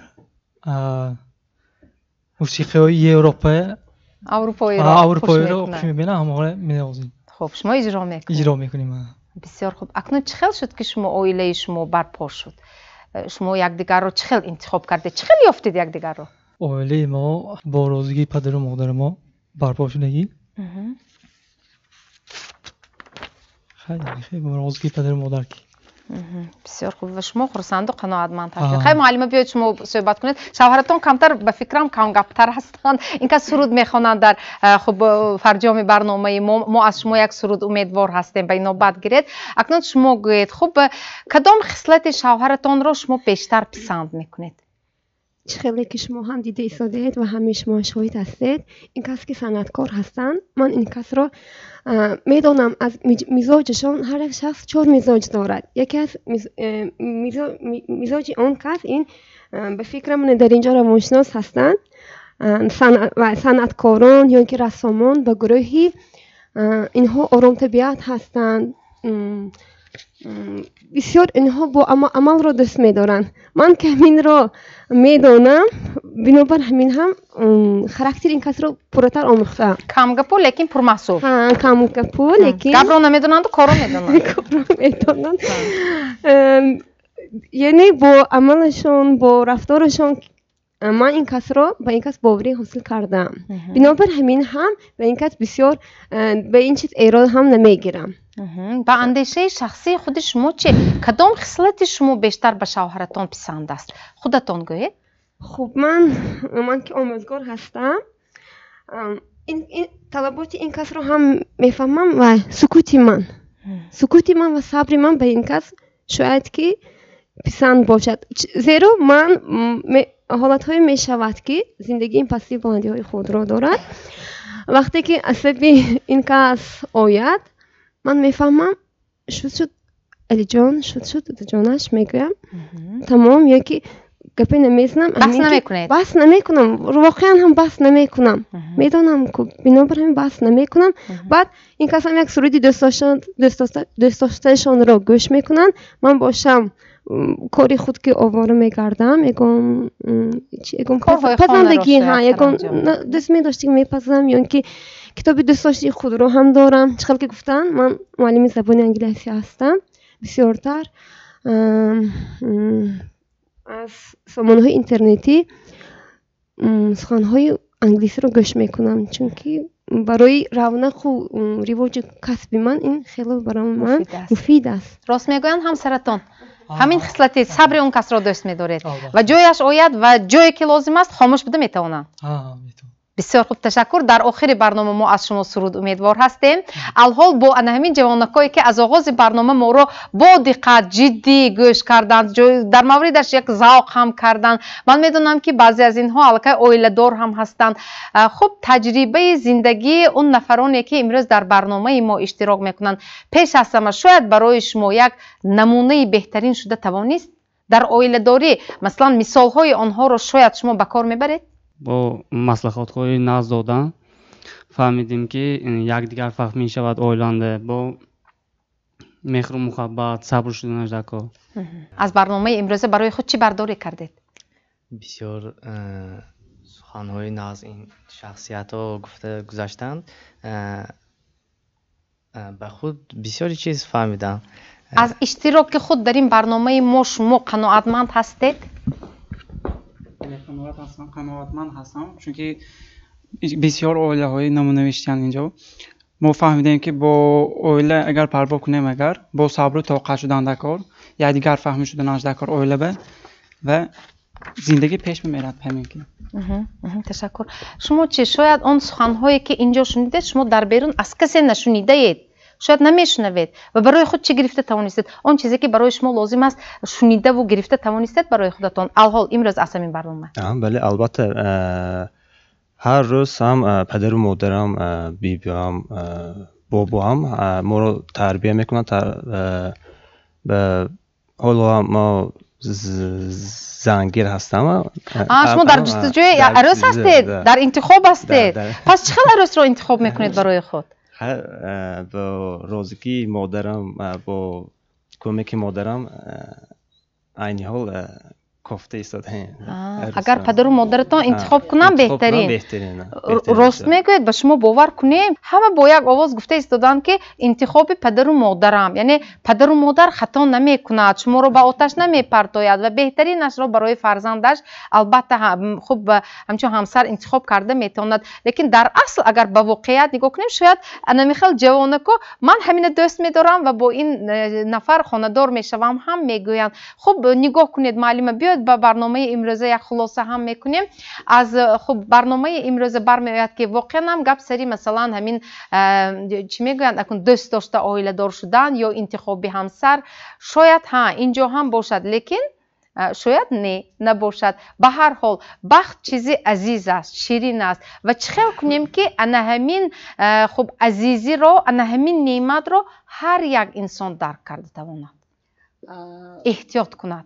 خوب گفتید برای اینکه اینجا از یک جهت خوشبختانه که من همین جوان ها اعتماد به پدر و مادرشان دارند و میگویند که من مادرم انتخاب کنند. من میبینم اینجا من چند تا عائله های جوان هم گفتند که مادرم انتخاب کردند من بعد رفتم دیدم حالت ها خیلی گوناگون میشود حالت هایی که جوان میبید میگوید من دختری رو پسند کردم دوست داشتم میخوام با او ازدواج کنم و حاضر ما همین تحلیل کرده برای مگر از بس که با ما بسیارتر مراجعت میکنن در حالت های معماوی و مرکب در نزد فاکولته ما حجره مشورتی پسیخولوژی فعالیت دارد و بسیار همین عائله های جوان هم یک معماها که میشد مراجعت میکنن دوست داشته رسیدن، انتخاب مادر رو قبول کرده بعد ازدواج کردن،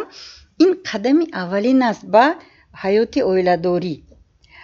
و بعدا در علم پسیخولوژی همین چیز اثبات شده است که شخصی که اویله بنیاد میکند انامون مدل امثله اویله خودش رو با اویله نوش، اویله پدر و مادر، اویله والدانش رو با اویله خودش میکوچاند. این قانونیت است، قانونیت رفتاری انسانی است. این رو روانشناسان اثبات کرده دادند. شخص این مدل اویله خودش رو میکوچاند خو نخو. و برای چی من اینجا در حوشه برآمدی من محترم اویله های نمونوی من حاج بابا، من به آنها نگاه کرده پدر و مادرم رو بسیار هم تو دیدگی برای یاد کردم، تشکر میگم. من همین ها گفتن که ما از پدر و مادرم آموختیم. من اینجا اویله های بودن که 10 سال و 20 سال، اینها هم گفتن که پدر و مادرم برای ما نمونه بودن. گفته در حقیقتا این چیز در همین ضمیر شخص، در زیر شعور شخص نقش میبندد و همین مدل با اویله خود آورده میشود. و تا چی اندازه که همین امثله مدل درست باشد، در آن اویله یکدیگر فهمی باشد، در آن اویله مهر و محبت باشد، همین چیز اویله جوان به میکشد. اویله جوان همین چیز دیده خودش به میگیرد. البته زندگی به معما میشد. ما این چند سالی که زندگانی نکنید معمای اویلوی نهایت ندارد، ادایی ندارد، معماهای نو به نو پیدا شدن میگیرد. لیکن طرز حل همین معماها هم به جوانون یک عبرت است، یک مدلی رفتار شده میتوند. بعدا اینجا من یک چند تاشون پرسش هم اگر ما به نظر گیریم میگوییم که همین همسرتان به شما نوازش میکنید، می سخنهای نغز میگویید، می هستند مردهایی که بگذار نگویند هم لیکن در عملشون همون مهر و محبت، عملی آنها سرشار مهر و محبت است. همین عادی ترین سه پخت یک دم میوه اولا هم تو جایش ما همین خورید گفتگی آدم هم این نشانه مهر و محبت است. نسبتی من همین چند تا اوله مشاهده میکنم کیسه هاشون با یک چیز گرفته میبیان، همین موی سفید گید آدم ذوقش میبیاد و اینه من شما با گرفته اومدم تو و میکنن هیچی نی و یک چیزی و یک قندی عادی بودن است ممکن، همون سیب عادی بودن است ممکن. این هم یک اظهار محبت. شرط نیه که جوانهای ما همین همیشه یک دیگر با من دوست میدارم. اصلا محبت در عمل است، در سخن نه اونقدر در عمل است. و من همینجا با من یک چیز گفته گذاشتنی حاضر جوانهای ما به من، البته من جوانها درست فهمن، من به هیچ وجه آنها رو تنقید کردنی لیکن همین همه روزی حیات من شما رو دوست میدارم اینترنت با من شما رو گل دادم با هم اینترنت با شاید ما سال اکن نسلی کهنه‌تر باشیم و این چیزا قبول نکنیم شاید، لیکن به فکر من که همین محبت سال اکک اون تو روی پشتر این تو برای چی میگن که مناسبتی محرمانه میگن. این چیز بسیار همین جنبه های خیلی گوناگون دارد این مناسبت. برای همین هم همین چیز من جوانان بهم مراجعت کرده میگم بگذار که شما سخنتون کردی هر لحظه تلفن کرده من تو رو دوست میدارم و هوکازو همین و سمونه های با جو کردگی و هوکازو نی رفتارتون کردی، عملتون کردی، نگاهتون کردی، همون یک تا کندی عادی آوردگیتون کردی. اگونجا من همین خوردم و از گلیم خوردنی بودم و از گلیم نگذشت شما که خورم گفته آوردگیتون همین نشانه محبت است. تشکر. تشکر، سلامت باشید. تشکر. و در فرجام برنامه همین به فکر شما حرف محبت، دوستداری، احترام، توجه نسبت همدیگر عائله رو مستحکم میکند؟ بارک الله. خداوند عزوجل در قرآن عظیم الشان میفرماید که ما زنها را از قبورغه کج آفریدیم. این چی معنی دارد؟ قبورغه کجترین مرد این قبرغه‌ای که به دل نزدیک است. وقتی که مهر و محبت دربارش سخن رفت، وقتی که مرد زنش را به قلبش نزدیک نگه می‌دارد، زن آرامش می‌یابد، زن جای خودش می‌یابد، مهر و محبت می‌شود. وقتی که شما قلبتون به نزدیک هستید، همه عمل به قطع نظر، چی سخن، چی رفتار، چی کردار، چی خوردنی، چی رفتنی، چی مثلا نشستنی، همش به شما زنتان همراه میکنید، مهر و محبت می‌شود. خداوند مهر و محبت زیاده گرداند.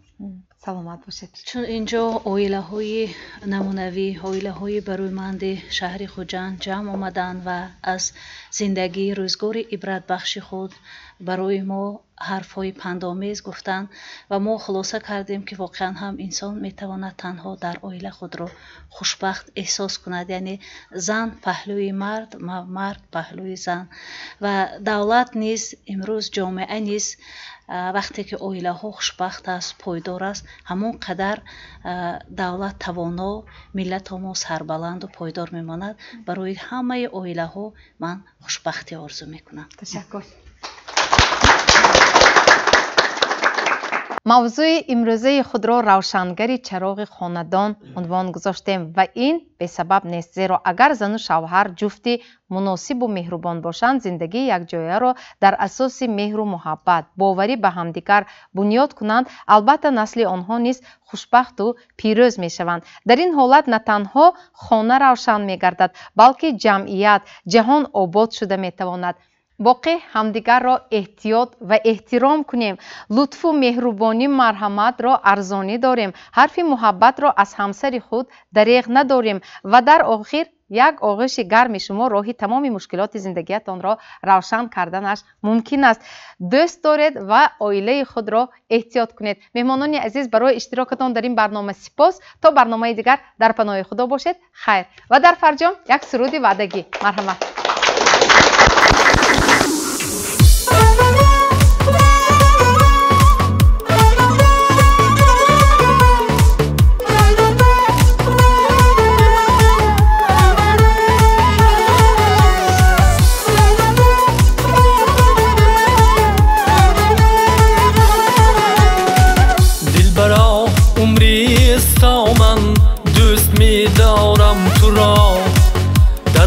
می سوزم و گفتن نمی آرم تو را، وای بر من که از غمت می میرم و جان می دهم، وای بر من که از غمت می میرم و جان می دهم.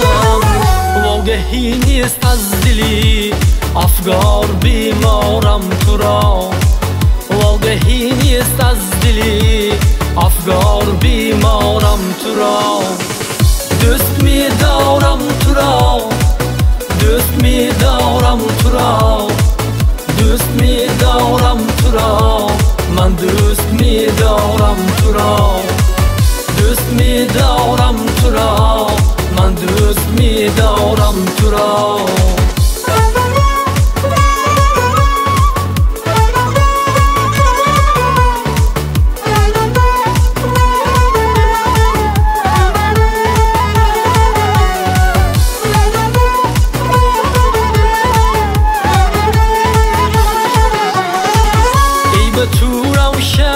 چشمم گر فراری سر به من، از عزیزی همچو نوری دیده می دارم تو را.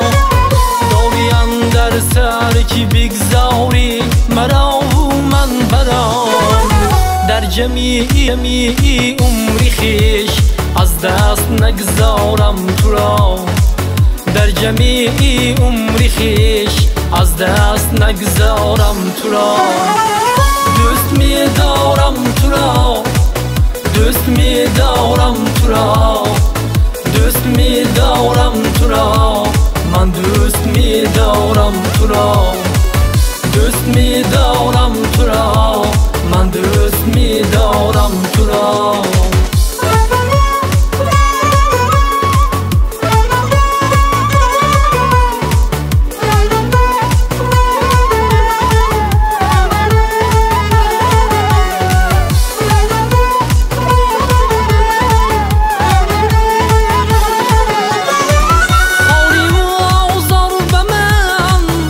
به تیغ آید زی تو خور من در دیده گر با گل بیازارم تو را